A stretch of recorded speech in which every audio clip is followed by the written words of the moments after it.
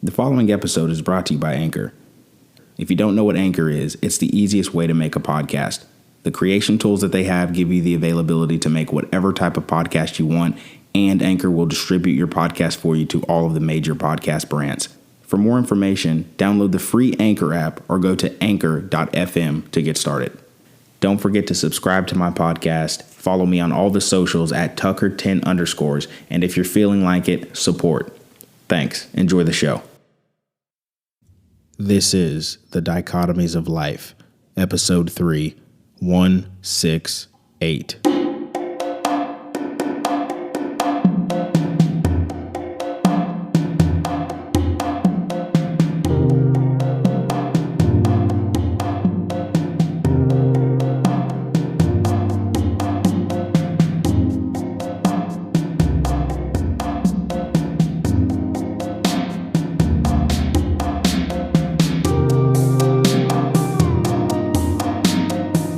Good evening, everyone. Thank you for tuning into the Dichotomies of Life podcast.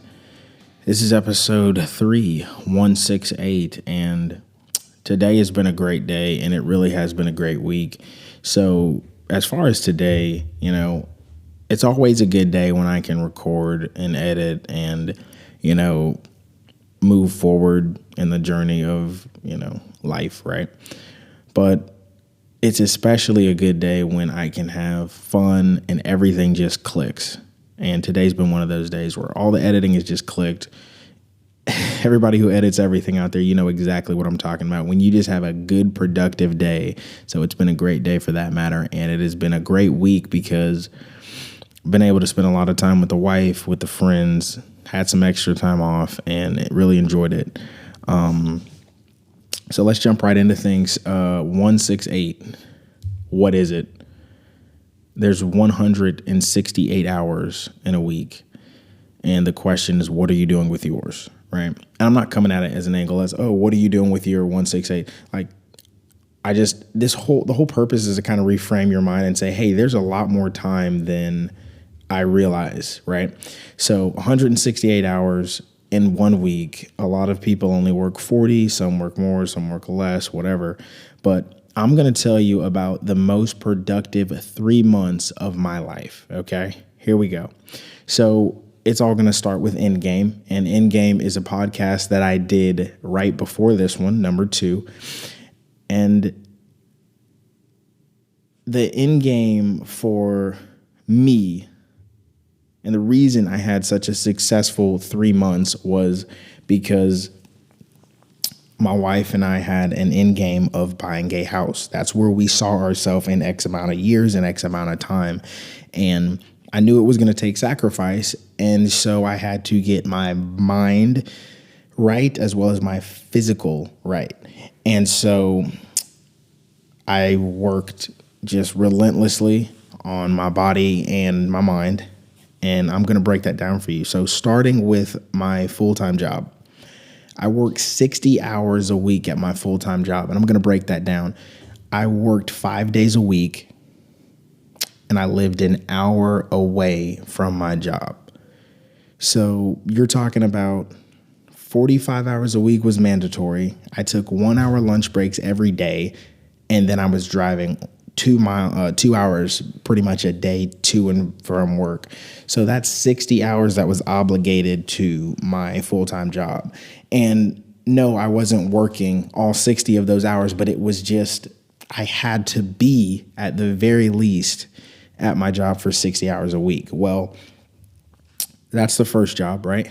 And then, like I said, we were saving for a house and we were saving to pay off credit cards. That was the first step of our end game. Pay off the credit cards. That way we can use those monthly payments that the money that we were going to spend on those monthly payments to put that in a savings account, thus for having more money by the end of the year. So I also did 1099 jobs, which I'm going to leave a bunch of links down there for all the 1099 jobs y'all can do so you can also save up money and be more productive. So yeah, Instacart, DoorDash, Postmates. That pretty much took up about 35 hours a week, if not more. And a lot of the times it was more, but I just want y'all to understand, like, this is just like everything that's happening for me, right? So full-time job takes up 60 hours. That leaves me with 108 hours. And then the 1099 jobs takes up another 35 hours, which leaves me with 73 hours, right? And then I also had an eBay business. And beginning eBay took some more time because you have to set up your profile and you have to link a credit card and you have to do all these other things. So I'm not going to include that because this was already set up.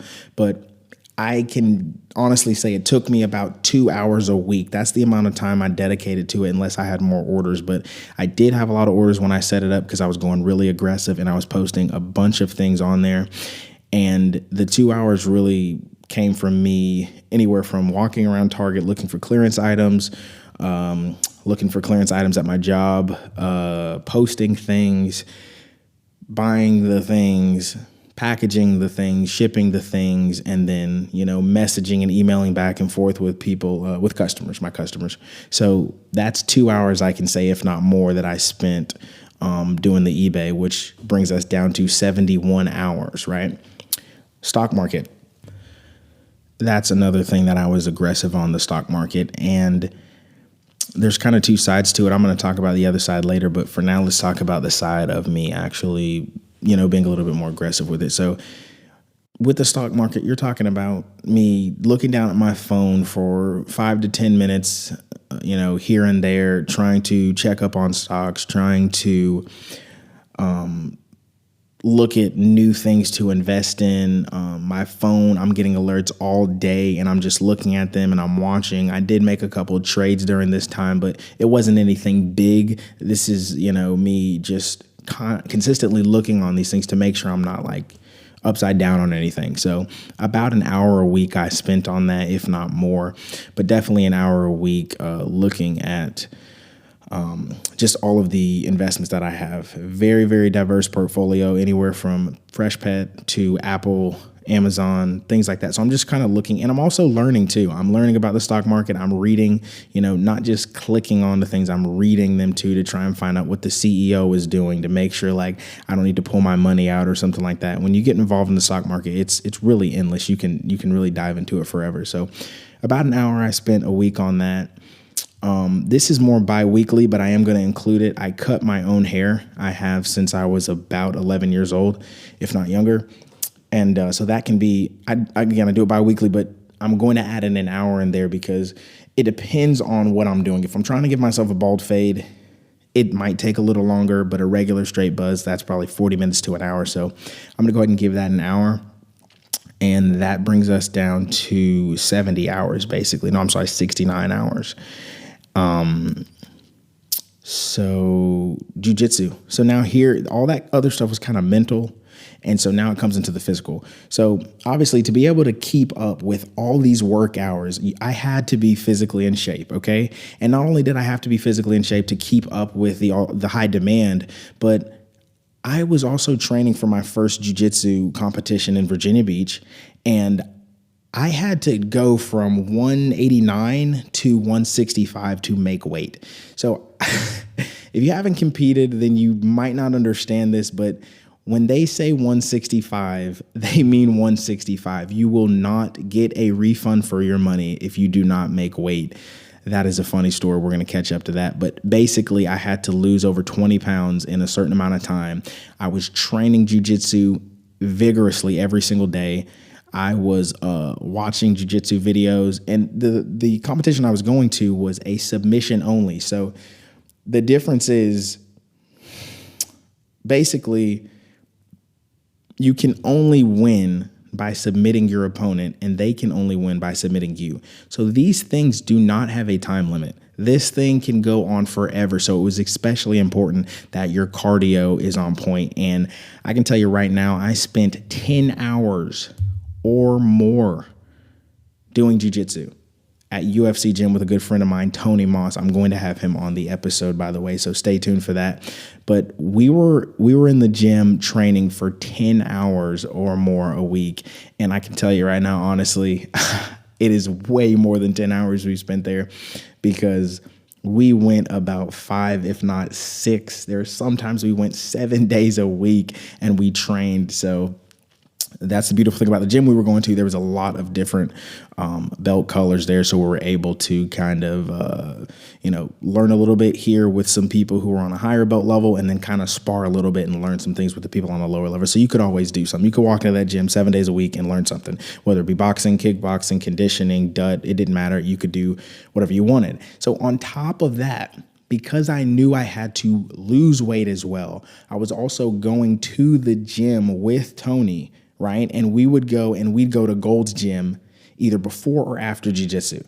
And I know y'all are like, well, what the fuck? How much time did you really I really did. I swear to God, I really did, because I had that end game in mind. And I knew that I couldn't do all these jobs and then come home and eat a bunch of junk food. I had to stay active, or the next day I was going to suffer. And then the next day I was going to suffer, and it was just going to keep trickling down. So we are down to, after the 10 hours of jiu-jitsu, that takes us down to, we were at 69. So now we're on 59 hours, right, that I have left in my week. And then you add another 4 hours. Again, I promise you it was more. Another 4 hours of training in the gym, which was vigorous. But again, I have to lose over 20 pounds to make weight. And so after you take all the workouts that we've done, basically everything we're at so far leaves me 55 hours left in the week. Okay. So you have to keep in mind, I am still a husband to my wife. I'm still, a friend to, my friends up here we're still trying to hang out. We're still trying to do things. Like I'm trying to see movies. Me and my wife saw the Avengers. So these things are happening in this time. And so when I'm spending about probably 16 hours a week with my wife. And even if it's just for 2 to 3 hours a day, this is still I'm still talking to her. We're still having conversations. I'm making sure I give her attention as well. But she also understands, and this is why it's important to have someone who has the same end game as you, because she also understands what I'm doing. She knows, hey, he's sacrificing a lot to get us where we need to go. She's working as well. I'm working, then I'm doing my other jobs, then I'm doing all my other stuff. So she understands, but that I gotta give her, and I'm going to talk about this later, that 100% of 1%. So even if she were to get 1% of my pie, I have to give her 100% of the 1%, just like I do give 100% to something that's 60%, right? If it works 60%, I give 100% there. I got to give 100% to her, 1 or 2 or 3%, whatever that may be. But when you take all that into account, I'm looking at somewhere about 39 hours left, right? So when you divide 39 into 7, you basically get about 5.55 something, some odd change worth of hours of sleep, basically 6 hours of sleep. And that's it. I did that for 3 months. We were able to pay off over $15,000 worth of credit card debt. And now here comes the best part. After shredding all of this weight, and I actually got down to about 162, I think was the lowest I got down to. I freaking go to the Jiu Jitsu tournament, right? We're on Virginia Beach. This is so embarrassing. We're on Virginia Beach, out in Virginia Beach. We're living it up, right? Having a good time before the competition. We go a day early, relax. We ride a couple, the scooters around. We're having fun.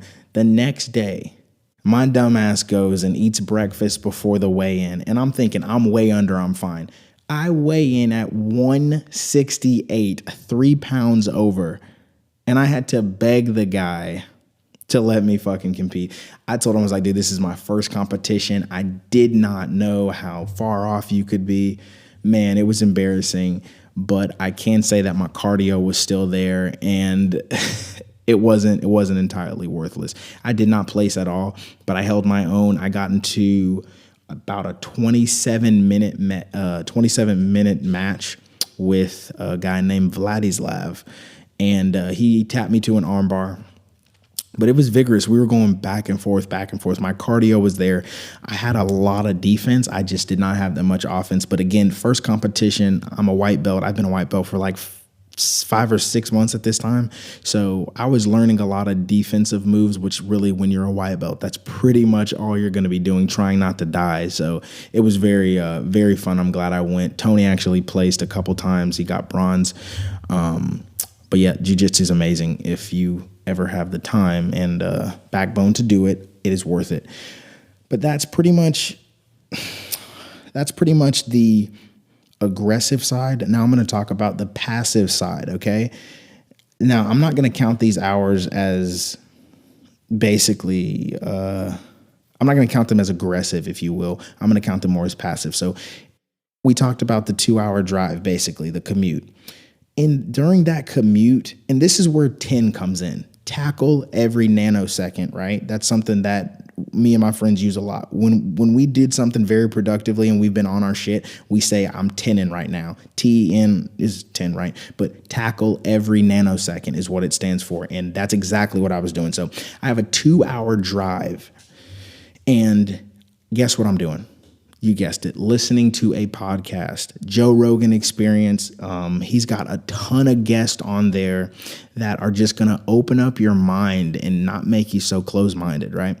And then I'm listening to the Jocko podcast, which is one that's just going to, if you think you're a freaking tactical genius when it comes to the psychology of people and when it comes to empowering your team, then you need to listen to the Jocko podcast, because that's going to take you to the next level. That's actually the reason I started a podcast, because, I mentor a lot of people, right? And I thought I knew what I knew. I thought I was doing something. When I started listening to the Jocko podcast, it took me to a whole nother level, just a deeper understanding of how I can empower my team. And I really need to lead from the front, right? And I can't say enough about it. There's going to be a link to the Joe Rogan Experience, but you better believe there's going to be a link to the Jocko podcast, as well as the book written by Jocko Willink and Leif Babin called Extreme Ownership. So that right there is an extreme use of your time.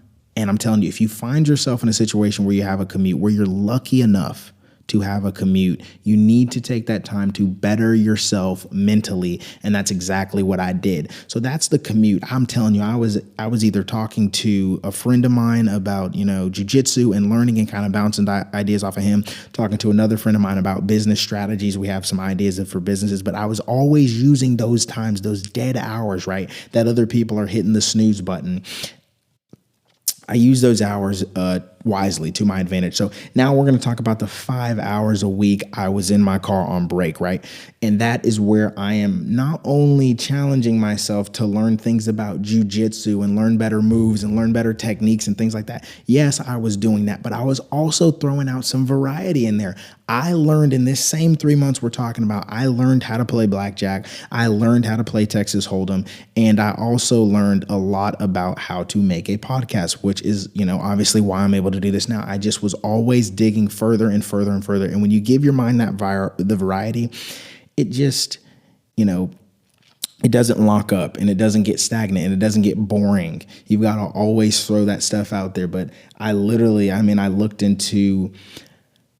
learned how to cook a little better. And I don't mean just cook. I love Chinese food, right? I love Asian food. So I learned how to make, I'm going to throw some pictures up there, by the way, so just look out for these.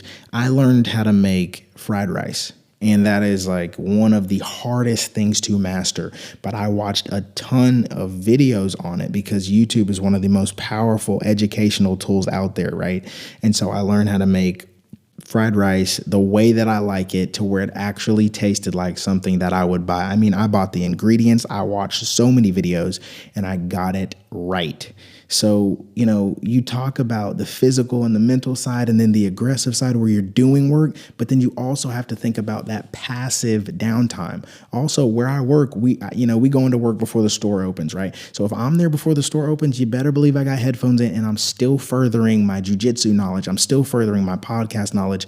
You got to have that variety. You cannot just go in and plug in the headphones and zombie out to someone who's already successful. You've got to further yourself and you develop your own mind.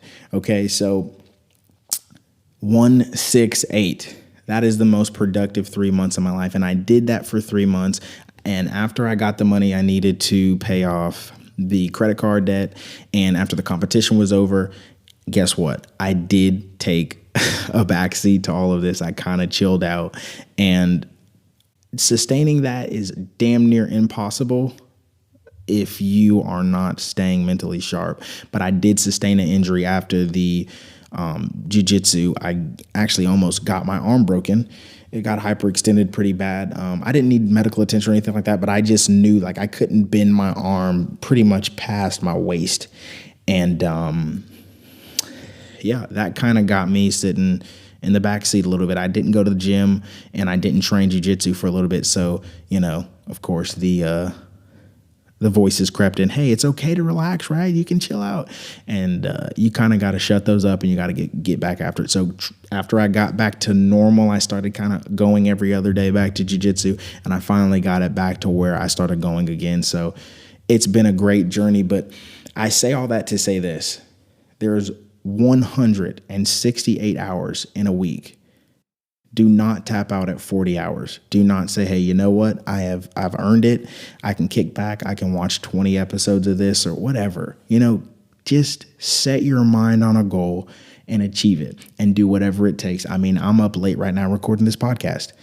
I should be going to bed. I have to work tomorrow, right? But I can't let the voices win because they're always going to be there. And if I always succumb to self-gratification, then I will never get to the place I'm supposed to be. So the word of the day is galvanized. That is spelled Galvanized,